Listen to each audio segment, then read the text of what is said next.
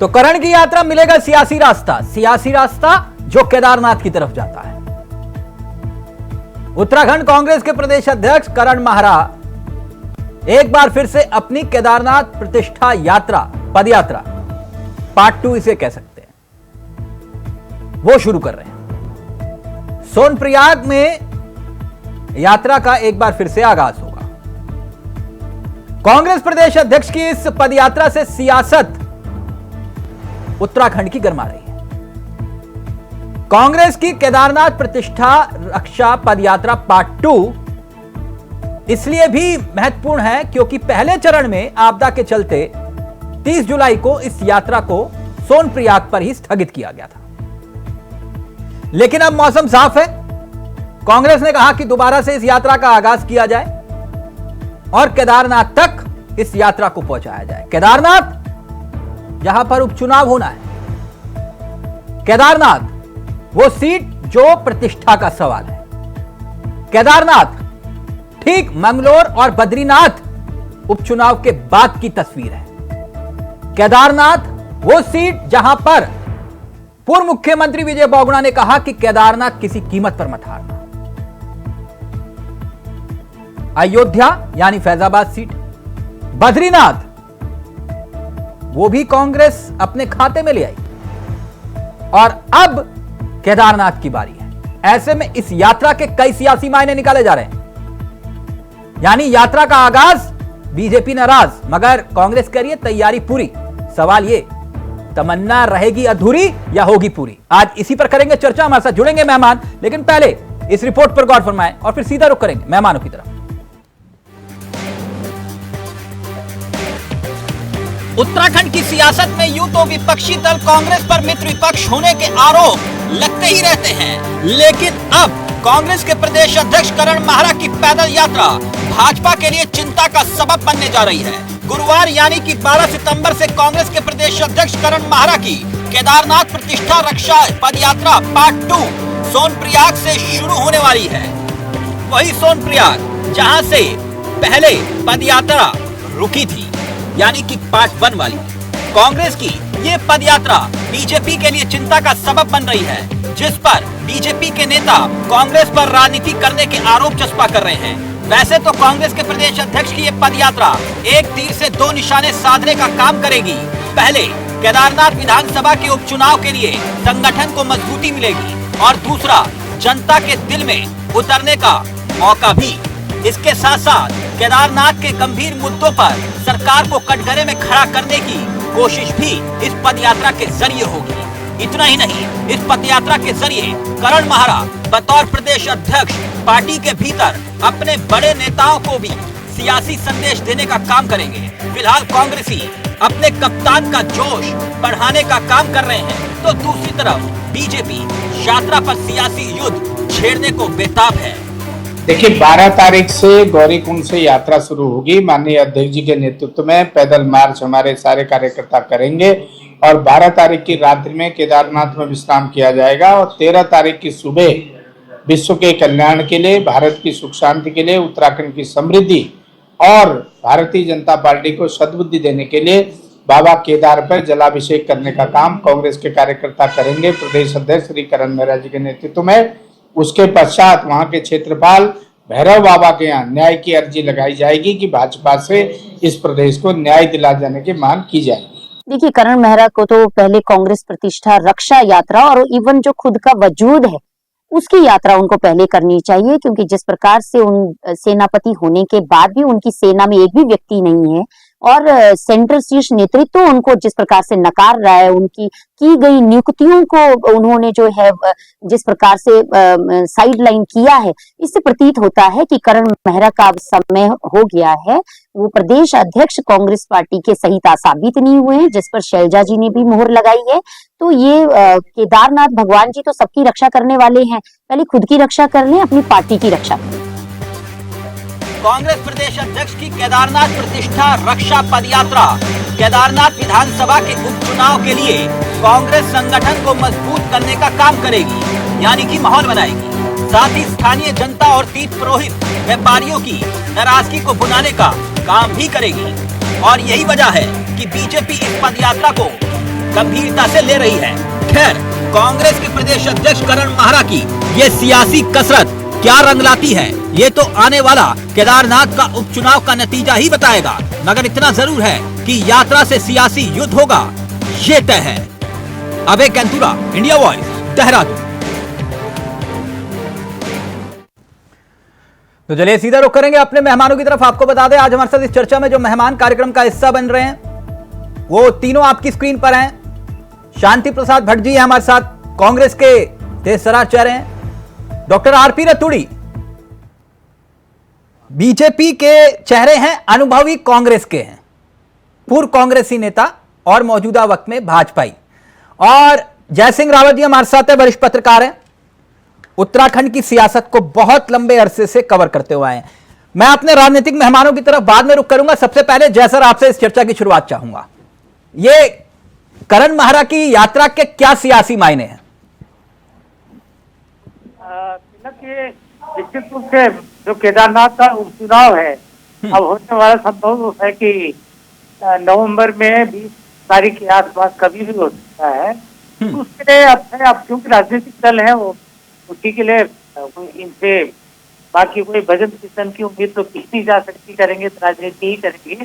तो ये जो यात्रा है निश्चित रूप से प्योरली एक राजनीतिक यात्रा है। और जहां तक सवाल क्या ये सिर्फ विरोधियों पर निशाना साधने के लिए यात्रा है या फिर पार्टी के भीतर बड़े नेताओं को एक सियासी संदेश, वो भी तब जब उनके द्वारा नियुक्तियों को प्रभारी ने खुद निरस्त कर दिया?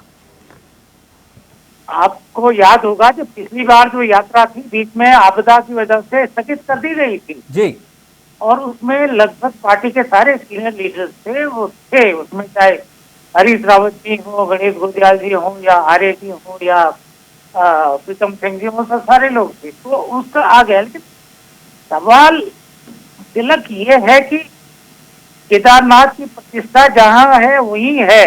वो राजनीति न तो बीजेपी के वजह से, न कांग्रेस की वजह से, न किसी और की वजह से वो बढ़ने वाली न घटने वाली। बिल्कुल।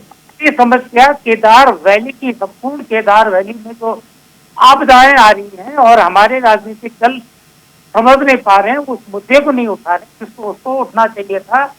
भारत में सबसे खतरे में, सबसे रिस्की आज है तो रुद्रप्रयाग जिला है। भूस्खलन की दृष्टि से जो है, आपके उसके त्वरित बाढ़ की वजह से है, भूकंप की दृष्टि से है। मैं अभी बताऊं कि अभी जो सरकारी डाटा है, परसों ही 5 लोग दफन हो गए थे कल उसी सोनप्रयाग में जहाँ से यात्रा शुरू होने वाली है। और आज का जो है अब तक केदारनाथ में आपके 12 लोगों की मौत हो चुकी है, 20 लापता हैं, 20, ये सरकारी डाटा बताता है जी। और जो लापता हुए मलबे के नीचे उनको की ऑफिशियली जब तक बॉडी नहीं मिलती है तब तक को मृत घोषित नहीं किया जा सकता, तब तक ना तो होता है जी। और आज की तारीख में जो आया हुआ है, जो विज्ञप्ति है या सरकारी है, उसमें लापता लोगों की केदारनाथ यात्रा में 20 की है, 3 घायल की, 12 मृतक। परसों ही सोनप्रयाग में दूसरी बार आपका किया। आपका भारत में जो इसरो की रिपोर्ट है, सबसे ज्यादा संवेदनशील जिला है रुद्रप्रयाग, अगर यही रहते हैं। दूसरे नंबर पर भारत में टिहरी है जी। और रोज इसका आप देख रहे हैं, केदारनाथ सरकार को लगी फटाफट करो, जल्दी करो, तो जितने लोग आ सकते। लेकिन यात्रा व्यवस्था क्या है, इंतजाम क्या है? यानी विपक्ष होने के नाते बिल्कुल सही जगह, अगर सियासी हथौड़ा चला रहा है विपक्ष तो बिल्कुल सही जगह चला रहा है।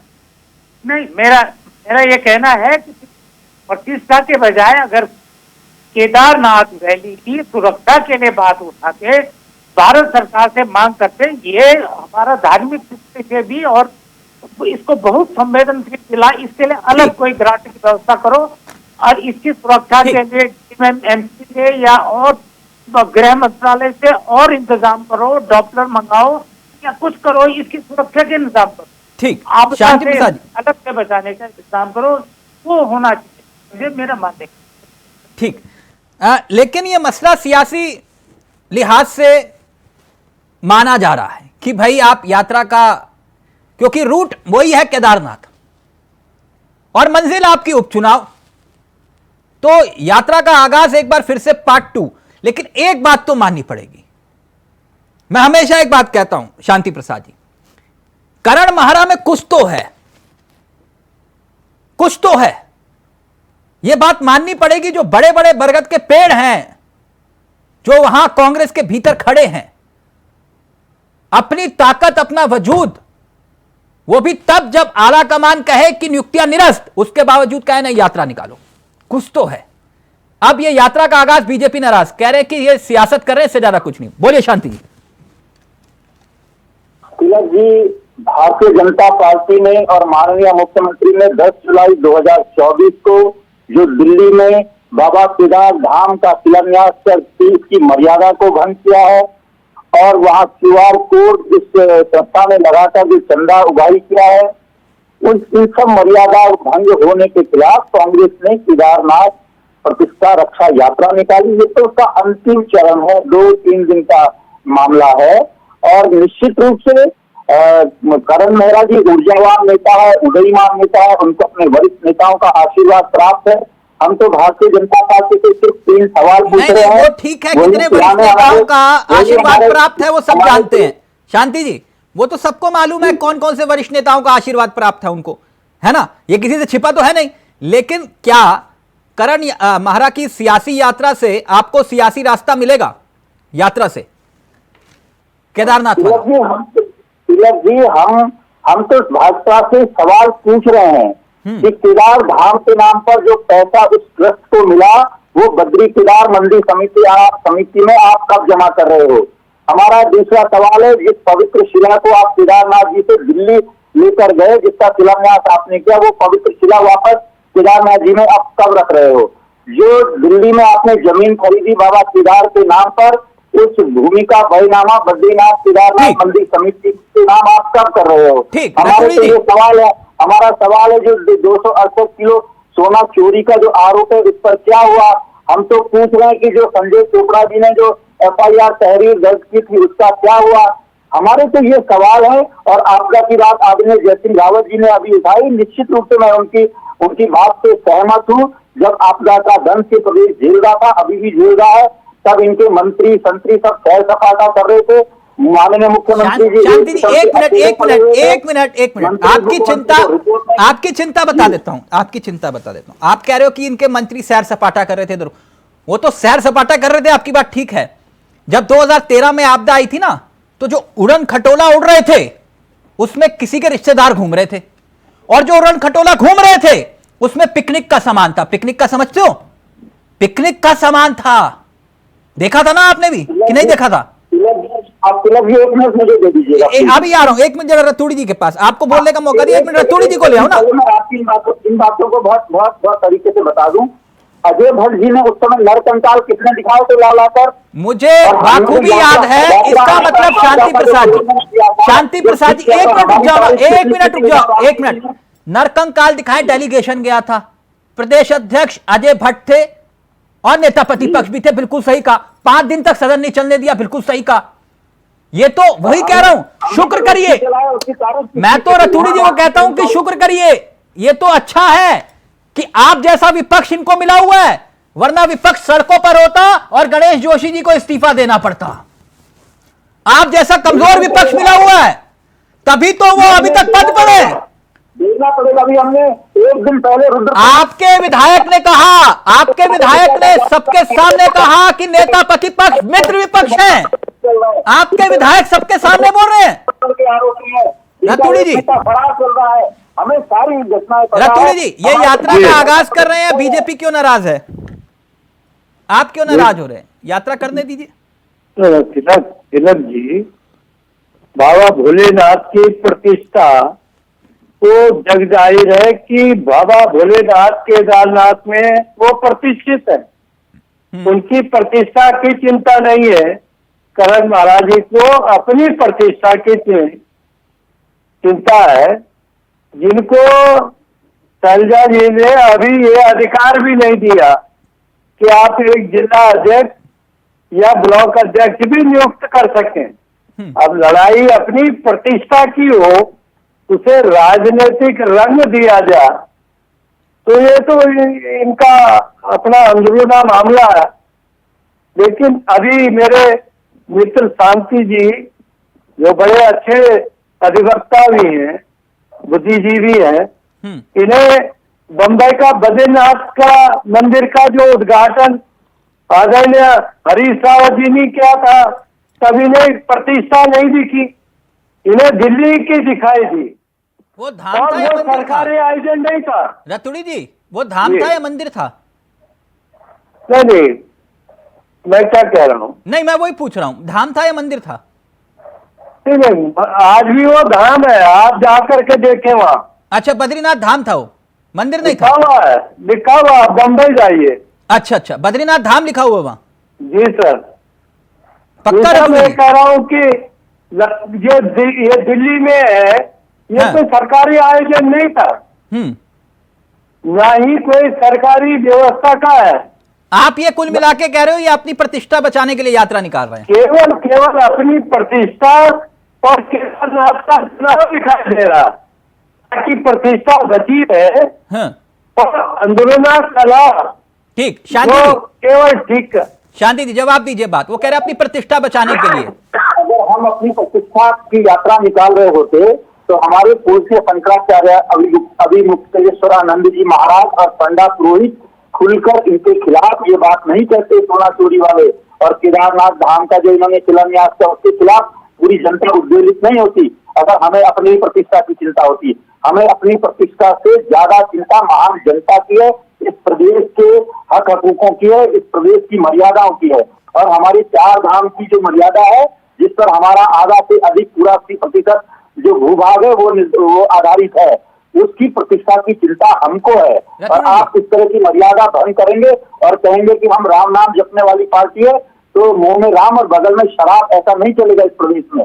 आपने इस प्रदेश में देखा, इस प्रदेश में आपने देखा, यहाँ पत्रकारों की पिटाई हो जा रही, यहाँ महिलाओं के खिलाफ यौन शोषण हो रहे, यहाँ शराबों के अवैध धंधे हो रहे हैं, यहाँ खनन में पूरी सरकार लिप्त है, यहाँ मंत्री को आय से अधिक एक मंत्री का पति किसी दूसरी महिला ने घेर लिया है, यहाँ एक मंत्री पुत्र का बार नोट का लाइसेंस चल रहा है, या सारे मंत्री किसी न किसी तरह तो गिरे हुए।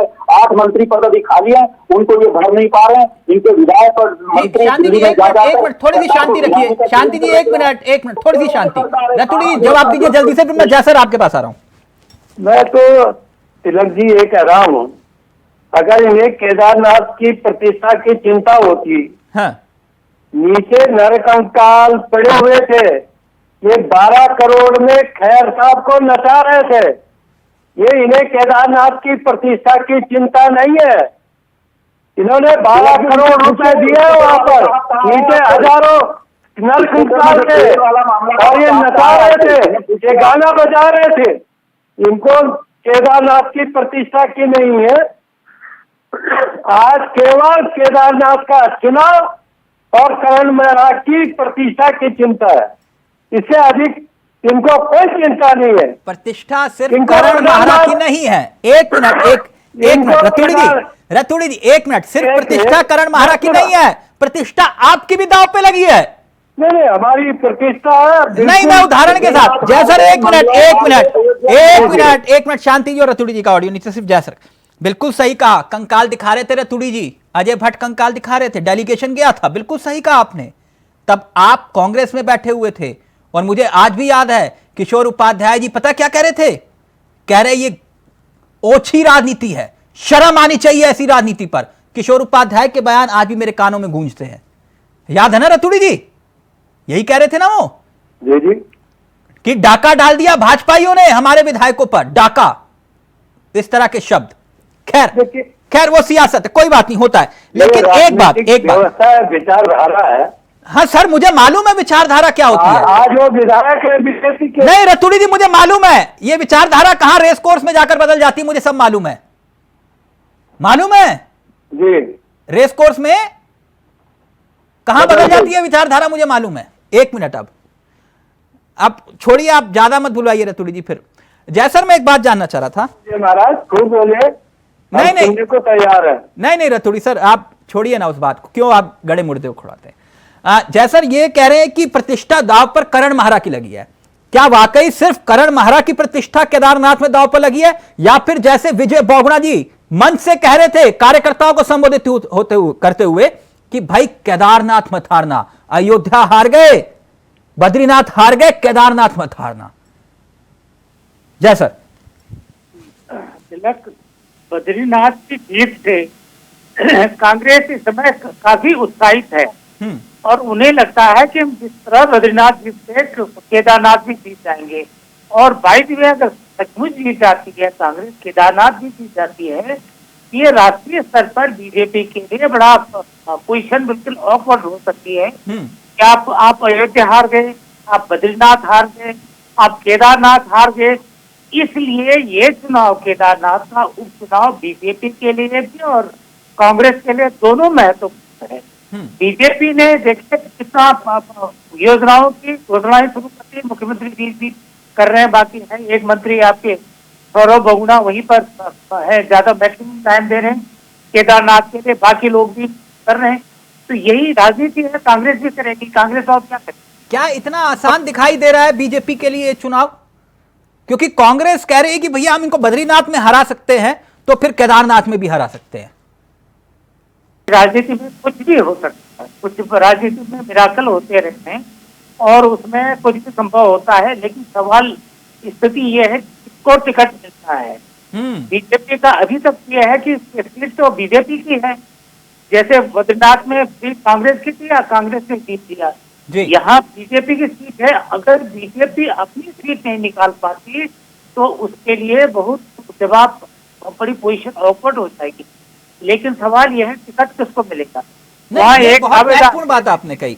जैसे उदाहरण के तौर पर बद्रीनाथ में कांग्रेस ने इतना बेहतरीन दांव खेला कि एक आम कार्यकर्ता को, निष्ठावान कार्यकर्ता को कहा कि जाइए चुनाव लड़िए, और जनता में विरोध इतना कि उन्होंने कहा कि जो खुद को तथाकथित कद्दावर नेता बता रहे थे हैं, उनको धूल चटा दी। अब ऐसे में कांग्रेस ने कोई बढ़िया सा अपना निष्ठावान कार्यकर्ता, या फिर जिनकी चर्चा हो रही थी कि सत्ता मेरे जूते की नोक पे, धारी देवी की कसम, मैं मंत्रालय नहीं लूंगा, वो तक इंटरेस्टेड बताए जा रहे हैं। अगर उनको उतार दिया, जो खुद कहते हैं कि मेरे को कहीं से भी 10 दिन पहले बता दो, मैं चुनाव कैसे लड़ना है मैं जानता हूं, मुझे मालूम है, समझ रहे ना सर, वो भी चाह रहे कि मैं चुनाव लड़ूं, तो वो 10 दिन तो उनके पास मैनेज करने के लिए बहुत है ना, मैनेज तो वो करना जानते ही है सब चीजें। तिलक, जहाँ तक आपका इशारा है मुझे लगता है हरक सिंह की तरफ है जी, और हरक सिंह नहीं, सत्ता जूते की नोक पे वही रखते हैं, क्योंकि वो रुद्रप्रयाग से चुनाव लड़ चुके हैं, वो कभी नेशनल से चुनाव लड़ चुके हैं, वो पौड़ी से चुनाव लड़ चुके हैं, कई जगह से चुनाव लड़के जीत भी चुके हैं, कुछ बार हार भी चुके हैं, उसमें दो राय नहीं। और रुद्रप्रयाग जिला जो बनवाया था उसमें रुद्रप्रयाग है, चंपावत है, इनको बनाने में भी हरक सिंह मायावती जी के जमाने में उनका रोल है, क्योंकि रुद्रप्रयाग से चुनाव जीत भी चुके हैं। सानू भाई को हराया था, हाँ, इसलिए उनको सानू भाई को हराया था, इसलिए उनको उम्मीद है कि टिकट, लेकिन बस अगर उनको टिकट मिले, वहीं से जो पूर्व विधायक हैं मनोज रावत तो है, उनको कैसे नहीं, मनोज रावत तो खुद अपना उनका वोट जो है वो बड़ा मामला डगमगाया हुआ है। मनोज रावत ने, जो आप हड्डियों की बात कर रहे थे, वो 400-500 लोगों के जो कंकाल वो मनोज रावत ने ही ढूंढे थे युवाओं के साथ जाकर। और केदारनाथ के साथ साथ क्या उनको हरीश रावत का आशीर्वाद भी प्राप्त होगा? उनको हाँ, सवाल तो हरक सिंह जी का है, क्या हरक सिंह जी को हरीश रावत जी का आशीर्वाद प्राप्त होगा? हाँ, वही मनोज रावत को तो प्राप्त है, इतना तो मालूम है, मनोज रावत को तो प्राप्त है। ये हाँ, अच्छा, आप रतुड़ी जी आपके सामने जय सर कह रहे हैं कि ये मामला डामाडोल हो जाएगा अगर गलती से केदारनाथ फिसल गया हाथ से, जैसे विजय बोगड़ा जी सलाह दे रहे थे कि केदारनाथ मत हारना, कह रहे बहुत कुछ डगमगा जाएगा मामला। नहीं, देखिए तिलक जी, केदारनाथ हारने का तो सवाल नहीं है, यही बात तो बद्रीनाथ में हो रही थी। नहीं, बद्रीनाथ का वो कांग्रेस की सीट थी, कांग्रेस से 1 महीने पहले बीजेपी में लोगों में नाराजगी रही होगी। केदारनाथ की हालत, स्थिति बिल्कुल भिन्न है। अच्छा, केदारनाथ आम आदमी, आम मतदाता का, तो वो जो बोगड़ा जी कह रहे थे कि मोदी जी की प्रतिष्ठा दांव पे लगी हुई है, नहीं, बहुगुणा जी ने बड़े बड़े नेता है हमारे, उन्होंने लोगों को, कार्यकर्ताओं को सजग किया, सतर्क किया। हाँ। तो राजनीति और लड़ाई में तो जो सतर्क नहीं है वो हारेगा, नुकसान। तो कार्यकर्ताओं का मनोबल बढ़ा करके हाँ। उनको सतर्क रखने का नहीं, जो तो मूल क्या आपने उन्होंने ये सबक दिया। लिया? मंगलौर में आपने कार्यकर्ताओं का हक मारा, एक बाहरी पैराशूट प्रत्याशी को आपने टिकट दिया, और बद्रीनाथ में आपने कार्यकर्ता का हक मारा, डाका डाला, और एक ऐसे शख्स को ले आए जिसके ऊपर खुद भ्रष्टाचार के आरोप आपने लगाए और जनता ने उसको सिरे से नकार दिया। क्या इस बार कोई ऐसी गलती तो नहीं करेगी बीजेपी? नहीं, देखियो, गलती पहले भी नहीं करी। आपको मालूम मंगलौर का इतिहास, बीजेपी तीसरे नंबर पर रहती थी, 422 वोटों से हम हारे हैं। अगर उससे 15 दिन और मिल गए होते तो चुनाव जीत गया था। कैसे? अगर ये षड्यंत्र न करते कांग्रेस षड्यंत्र के किसने लोग किया था? कि जाति और धर्म में न बांटते, अच्छा, आखिर चुनाव के दिन ठीक ठीक ठीक तो ठीक। शायद हम वो अच्छा। चुनाव जीत गए थे। अच्छा चुनाव लड़ा था उन्होंने, कैसे लड़ा था मालूम है ना? बेहतर लड़ा, बेहतर लड़ा, बहुत अच्छा लड़ा। फिर तो सर सम्मानित करना चाहिए था आप लोगों को। नहीं सम्मानित ऐसे देता है भाई, ऐसे जो बाहर से पहली बार हम बाहर से पहली बार हम लाइए, बेंगलोर में इतने ऐसे ही बाहर अच्छे से लोगों कैंडिडेट को लाइए, आए। ऐसे ही बाहर से कैंडिडेट लाइए। अरे राजनीति में तिलक जी आप तो बहुत बुद्धिजीवी है, बाहर और अंदर क्या होता है होता है ना सर, राजनीति में? अरे बताओ भाई, क्या होता है, आपको मालूम है? बताता हूं ना सर। कि एक बहुगुणा साहब अब एक इनाम मिनट, आपसे- शांति जी रहेंगे, शांति जी रहेंगे, बिल्कुल सही। मैं तो ज्यादा विद्वान नहीं हूं, जय सर बैठे हुए हैं। उत्तराखंड के सबसे पहले मुख्यमंत्री नित्यानंद स्वामी, बीजेपी के भीतर इसी बात का विरोध था कि वो मूलतः हरियाणा के रहने वाले हैं। क्या? उन्होंने मूल निवास और भू कानून का दंश दिया हमें। ठीक, तो आप ये कह रहे हो कि बाहरी और नॉन बाहरी क्या होता है? नित्यानंद स्वामी को क्यों हटाया गया था और किसने मोर्चा खोला था? क्या कोश्यारी जी से पूछ के बताऊं रतुड़ी जी? राजनीति में बाहरी और अंदरूनी। तो सर ये आपने ये कुछ मुख्यमंत्री नहीं होता। रहते हुए नित्यानंद स्वामी को हटा दिया था। अरे भाई, कांग्रेस ने हरियाणा में वो शांति खिलाड़ी प्रसाद को दे तो वह कार्यकर्ता। फाइनल कमेंट आपका। इस यात्रा से आपको क्या लगता है माहौल बन जाएगा? तिलक जी, बद्रीनाथ जी का चुनाव, मंगलौर का चुनाव, अयोध्या जी का चुनाव हारने के बाद भारतीय जनता पार्टी अवसाद में है, बुरी तरह घबराई हुई है। निकाय के चुनाव को 1 साल तक टाल दिया, हाईकोर्ट की फटकार पड़ रही है। अगले महीने पंचायतों का भी कार्यकाल पूरा हो रहा है। 25 जुलाई 2024 को केदारनाथ जी के चुनाव की रिपोर्ट राज्य निर्वाचन आयोग ने केंद्रीय निर्वाचन आयोग को भेज दी थी। अभी उपचुनाव हो रहे अन्य प्रदेशों में, उनके साथ यहाँ चुनाव होने चाहिए थे, उसे भी टाल दिया। कानून व्यवस्था इनके हाथ से निकल चुकी है। तीर्थ की मर्यादा भंग करेंगे, पत्रकारों पर हमला करेंगे। हो गया शांति जी, सुरक्षित नहीं है, व्यापारी शांति जी, सुरक्षित नहीं है, अवैध शराब, शांति जी, हो गया। एक मिनट, हाँ एक मिनट, एक बात जो आप वो पढ़ रहे हैं ना, वो पढ़ रहे हैं जो आप पढ़ रहे हैं, उसमें एक और भी बात लिख लीजिए। वो रतुड़ी जी आपको कार्यक्रम खत्म होने के बाद फोन पर समझा देंगे, क्योंकि वो पुराने कांग्रेसी रहे हैं तो वो ज्यादा बेहतर जानते हैं। उसमें एक बात मेंशन कर लीजिए, और अकेले में रावत जी से भी पूछ लीजिएगा। कांग्रेस को कांग्रेसी हरा देते हैं, बाकियों की जरूरत ही नहीं पड़ती। आप तिलक जी निश्चिंत रहिए, हम बहुत सदैव व्यक्ति को टिकट देखिए जैसर मुस्कुरा रहे, जो मैं कह रहा हूं मेरी बात को समझिए। और केदारनाथ जी के केदारनाथ में असली इम्तिहान प्रदेश अध्यक्ष के साथ साथ आपके संगठन के बड़े नेताओं का है। आप लोग बद्रीनाथ इसलिए जीते, मैं ये नहीं कह रहा कि गणेश गोंडवाल को क्रेडिट नहीं आता, क्योंकि वहां संगठन एकजुट हो गया था। आप मंगलौर इसलिए जीते क्योंकि संगठन एकजुट हो गया था। केदारनाथ अगर जीतने की तमन्ना रखते हैं, एकजुट नहीं होंगे तो आपको कांग्रेस ही निपटा देंगे, बाकी सब ठीक है। थैंक यू सो मच, बहुत बहुत शुक्रिया। कितनी भी यात्रा निकाली है उससे कुछ हासिल नहीं होगा फिर। जैसर आपका भी शुक्रिया, रतुड़ी जी आपका भी, और शांति जी आपका भी। तो करण की यात्रा क्या मिलेगा सियासी रास्ता। नमस्कार, जय हिंद, जय भारत, जय उत्तराखंड।